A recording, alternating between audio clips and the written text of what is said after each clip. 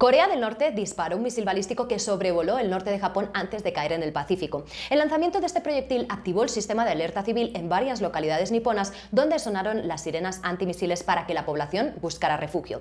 Esto ocurrió después de que las armadas de Estados Unidos, Japón y Corea del Sur hicieran ejercicios militares conjuntos. Por otro lado, la escalada de las pruebas de misiles de Corea del Norte provocó una reacción inmediata de Tokio. En Última Hora Colombia hablamos con el experto en geopolítica, seguridad internacional y resolución de conflictos, Manuel Reirán, para preguntarle qué movimientos está haciendo el líder norcoreano para ahuyentar cualquier unión en su contra.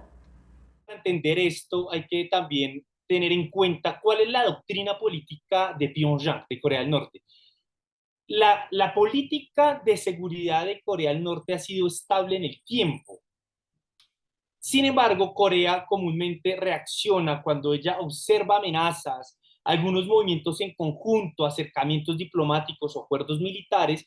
Comúnmente Corea del Norte reacciona viendo estas acciones como un elemento agresor. Entonces, en últimas, sus reacciones son en términos defensivos y reacciona ante estas ocasiones. Es decir, para la política exterior norcoreana casi no cambia en el tiempo por su legitimidad en el pueblo. Lo que cambia son las incidencias de los otros países. Entonces, hay unas ideas fuertes de Corea del Norte que son las siguientes. La primera de ellas es que Corea del Norte considera a Estados Unidos como un actor imperialista, injerista. Primer punto. Segundo, que se ha mantenido en el tiempo. Segundo, que Corea del Sur es un subordinado militar e ideológico de Estados Unidos. Y el tercero es que Japón es un aliado regional anticoreano. En ese sentido, estas tres ideas fuertes que configuran la política exterior norcoreana, digamos que ha estado marcada, y eso lo han sabido los estrategas de Washington, de la Casa Blanca. Esto no ha cambiado. Sin embargo, digamos que, como lo decía anteriormente, Corea del Norte reacciona de manera más acertada en la medida cuando ellos ven que hay unos movimientos y un conjunto de acuerdos por parte de Occidente que ellos lo consideran hostil. Estados Unidos afirma que ellos, como usted bien lo decía, porque nuevamente pues llega el barco, el portaaviones Ronald Reagan, que desde más o menos 2017 no había estado, llega el 23 de septiembre al mar coreano, y pues digamos que esto lo asume Corea del Norte como un movimiento militar que va en contravía de su seguridad. Estados Unidos afirma que este movimiento de portaaviones no solamente es porque se están haciendo ejercicios, digamos, antisubmarinos trilaterales, sino que además también ellos consideran que Corea del Norte hace poco aprobó una ley en la que le permite el uso de armas preventivas, armas nucleares con enfoques preventivos, y que en ese sentido Washington lo ve como una amenaza. Pero como le decía anteriormente, Corea del Norte comúnmente siempre mantiene su política exterior estable.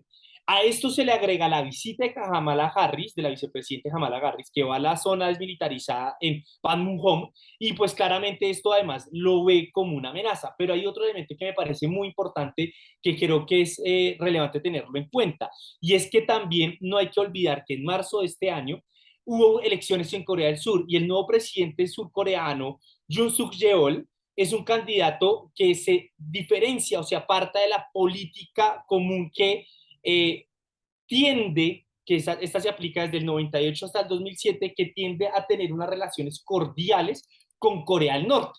¿Sí? Este nuevo presidente desde marzo del 2002 cambia y tiene una visión mucho más proestadounidense, digamos que considera que su seguridad se encuentra en la medida que haya una mayor fortaleza en su alianza entre Estados Unidos y Japón, y en ese sentido, pues digamos que eso también le ha generado una amenaza a Pyongyang. Entonces, creo que también existe un ejercicio estructural en términos electorales internos de Corea del Sur, pero que también estos movimientos por parte de Estados Unidos, de Japón y Corea del Sur, pues han generado amenaza. Es por eso que, por ejemplo, el 27 de septiembre, Corea del Norte lanzara un primer misil y luego lanzara otros 6 más, que fueron el miércoles lanzó 2, el jueves lanzó 2 y el sábado volvió a lanzar 2. Entonces, este tipo de reacciones comúnmente se dan cuando Corea del Norte evidencia que hay ciertos movimientos políticos militares, pero que además Corea del Norte entiende que estos también se deben a una puja estructural, como decía anteriormente. Es decir, hay una problemática en términos de Seúl, que ve que con el presidente Jun se fortalece esta línea dura anti-norcoreana que fortalece el eje Japón, Corea del Sur y Estados Unidos, pero además segundo, con una visión mucho más estructurada, Corea del Norte lo ve todos estos movimientos militares y políticos con una visión de también generar un balance de poder que va direccionado hacia China. ¿Cómo son las relaciones bilaterales de Corea del Norte con China y con Rusia? Bueno, para entender esto hay que remitirnos siempre a la historia, porque realmente para entender el presente siempre tenemos que mirar lo que ha sucedido en el pasado. Y es que las relaciones entre Rusia y Corea del Norte y Corea del Norte y China están marcadas por unos ejercicios que marcaron, digamos que durante la Guerra Fría y antes de la Guerra Fría. En relación, y hay que mirarlo con lupa, el caso de Corea del Norte y China, pues digamos que estos dos países han compartido lo que han sido las consecuencias del imperialismo japonés, en un elemento que no hay que olvidar que los dos fueron víctimas del imperio y en el sentido de que pues sufrieron mucho sus pueblos. En relación con Rusia, pues digamos que tampoco es que Rusia haya sido la situación o haya sido el mejor actor en relación con Corea del Norte. No obstante, la relación entre Corea del Norte y Rusia tienen que remontar a lo que fue la guerra de la península coreana, que se da en 1952 y que en 1953 termina como en tablas, por decirlo de alguna manera. Es una guerra congelada que no ha sido resuelta, no hay ganador, no hay perdedor hasta el día de hoy. Es una guerra que además estuvo, podríamos decir, contenida, es decir, que hubo países que se involucraron a partes de ellos. Estuvo la Unión Soviética en su momento apoyando uno de los sectores de Pyongyang, es decir, Corea del Norte, y por el otro lado vimos a un Estados Unidos apoyando lo que es como Corea del Sur. Esta guerra, como decía anteriormente, se quedó en tablas y pues digamos que esta relación entre Corea del Norte y Rusia ha tenido una relación más que todo en términos de apoyo en este conflicto entre la península y que pues digamos que estaban también en el marco de la Guerra Fría.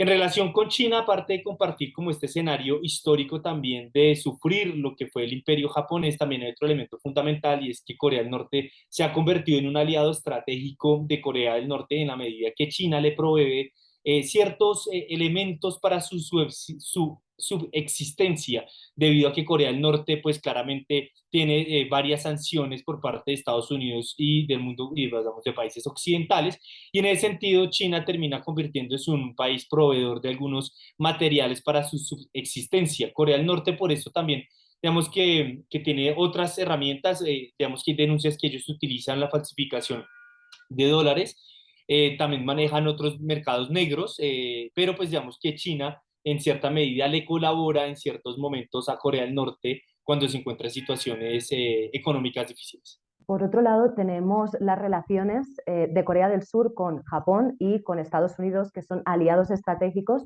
De hecho, la semana pasada estos tres países estaban haciendo unos ejercicios navales conjuntos y algo que no ocurría desde 2017, cuando coincidencialmente también fue la última vez que un misil de Corea del Norte sobrevolaba la isla de Japón.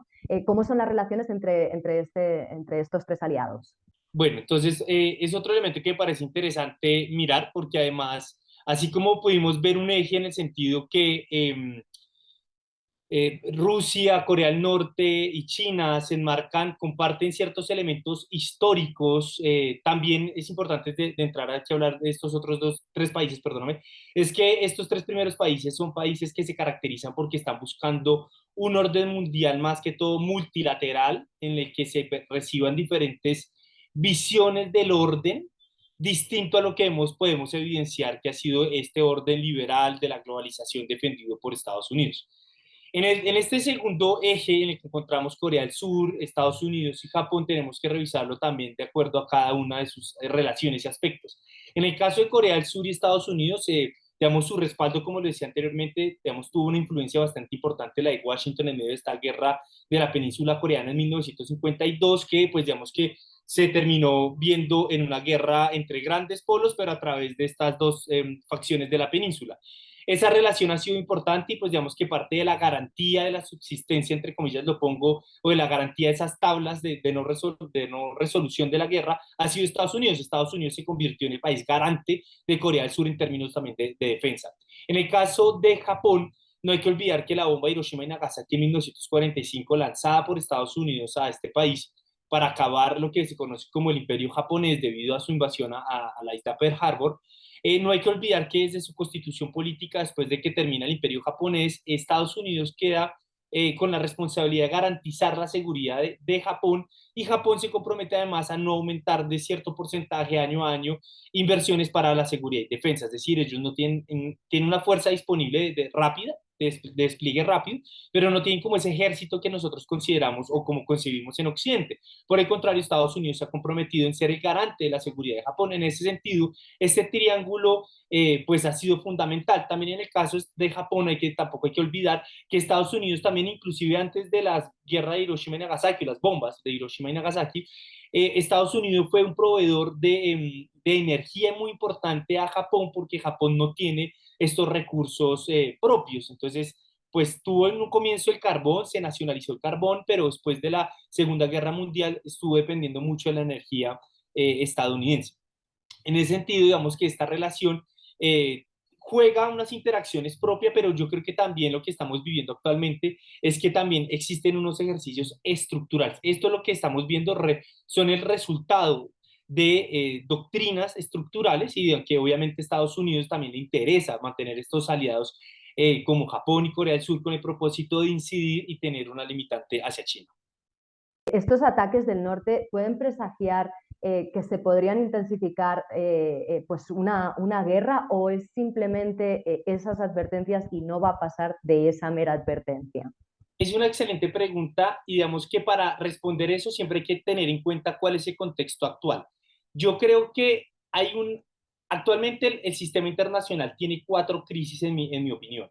Una crisis de liderazgo mundial, liderazgo político, que se enmarca en una competencia constante sin un resultado claro, que es una competencia entre Estados Unidos y China. Y el que haya esa ausencia de liderazgo clara política en el sistema y en la ordenanza internacional, lo que hace es que haya un mayor margen para el accionar geopolítico por parte de los países. Y por eso es que estamos viendo un Estados Unidos más también asertivo hacia China con lo de Taiwán. Digamos que también, para responder esa pregunta, hay que tener en cuenta que, en mi opinión, desde mi lectura, ha sido muy errático las acciones que ha hecho Washington en Taiwán, que eso ha generado cierta controversia en Pekín, y las razones que han dado no son las más convincentes.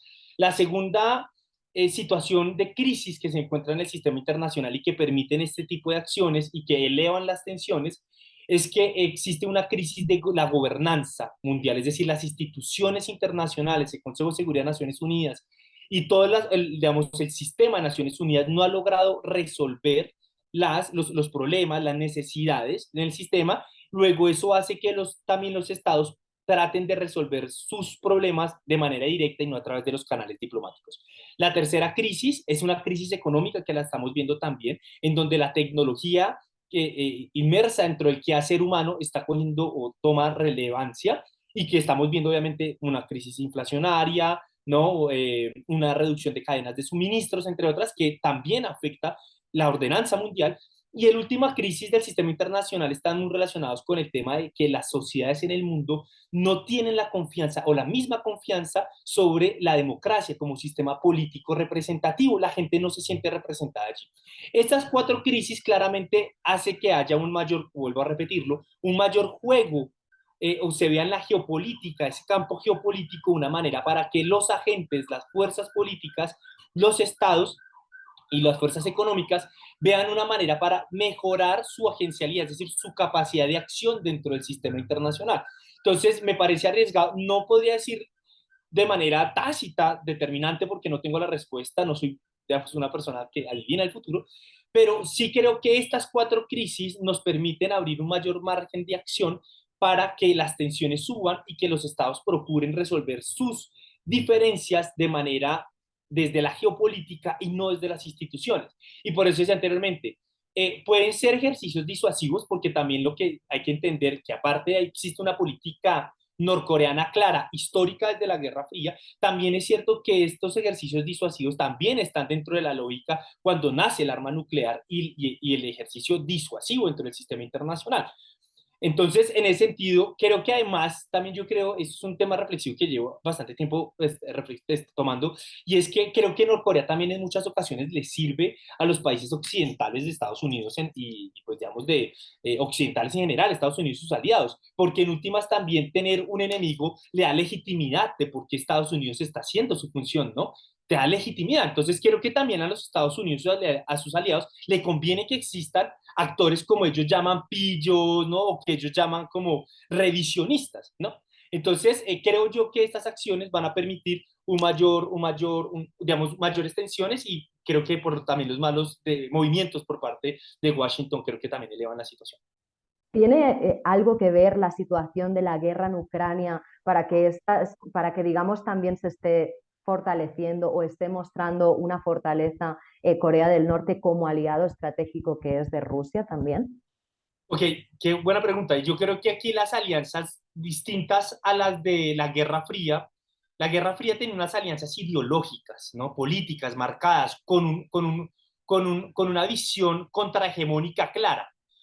Yo creo que hoy estas alianzas no se están dando o no están girando alrededor de un proyecto político claro, contrahegemónico, sino por el contrario, todos estos movimientos de Rusia, de Corea, de Irán, entre otros, sí posiblemente los une algo. Ese algo es que desde más o menos desde el 2008, estos países están buscando configurar un nuevo orden mundial que tenga una característica que sea multipolar. ¿Sí? Muchos de estos países consideran que sus voces no han sido escuchadas y que además ese sistema y ordenanza que tenemos desde 1945, después de la Segunda Guerra Mundial, no se adapta a las nuevas necesidades del sistema internacional. Entonces, por ejemplo, ¿por qué solamente 5 potencias en el Consejo de Seguridad de Naciones Unidas? ¿Por qué la India no está allí? ¿Por qué no Alemania no está allí? ¿No? También, digamos, desde el 2008, y por qué de esta fecha, uno, por la crisis financiera que debilitó, aumentó el declive relativo de Estados Unidos en el sistema internacional, pero también nos recordemos, 2002 es la emergencia de los BRICS, Brasil, Rusia, India, China y Sudáfrica, como dicen, oiga, yo aquí tengo otros elementos que, ¿sí? Y que siento que las instituciones no me están teniendo en cuenta mi punto de vista. Entonces, desde este momento, bueno, y un tercer factor que me parece relevante, la comunidad internacional también se asustó con el ejercicio unipolar de Estados Unidos en las guerras de Irak y Afganistán. La de Afganistán tuvo cierta legitimidad por la comunidad internacional, pero no, recordemos que la de Irak no.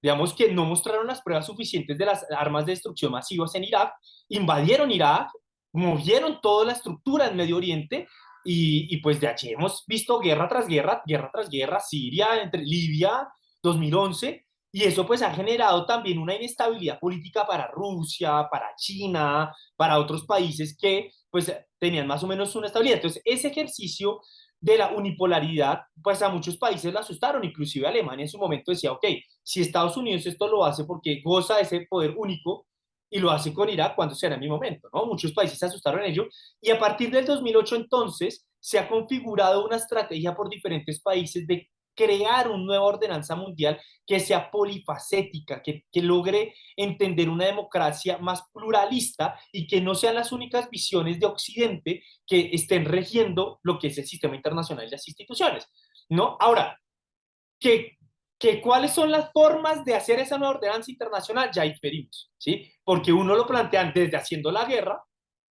y no desde el debate, desde las instituciones, ¿no? Entonces, digamos que esa es parte, creo yo que entonces, para concluir esta pregunta, es que la relación que existe entre Rusia, Corea del Norte, no está más que tanto centrada por lo de Ucrania o algo así, sino creo yo que eso responde, y vuelvo al primer punto de la crisis, que existe una crisis de ausencia de liderazgo, y como no existe como existe esa ausencia de liderazgo, en la que además se ve un Estados Unidos debilitado, con unas contradicciones internas, republicanos, demócratas, ¿no?